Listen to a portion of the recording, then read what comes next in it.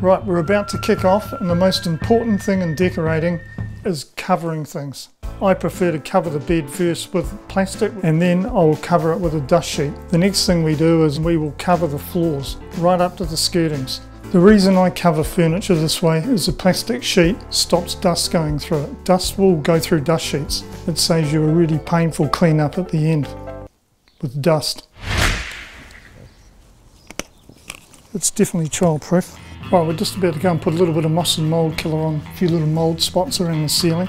When you're using products like moss and mould, make sure you wear a mask and safety glasses.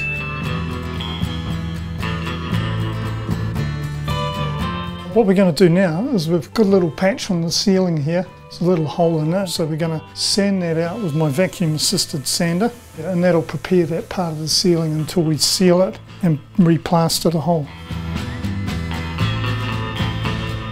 Wipe down all the skirtings just around the doors and the windows, basically cleans it up, ready to be sanded. And this is what people always go on about that. Pull their fridges out, they'll see dust and dirt and they'll go, oh my goodness. But every house has it, no one's immune.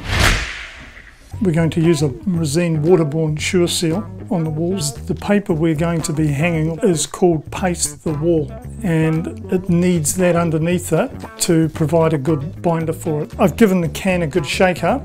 We're going to open it, put a little bit in the tray.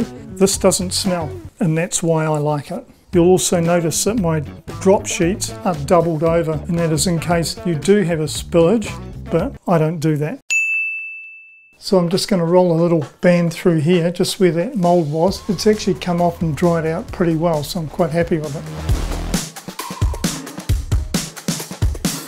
And most people, when they roll walls, will roll these out dry. And they are actually making so much work for themselves. Just put it on like you stole it, as I say.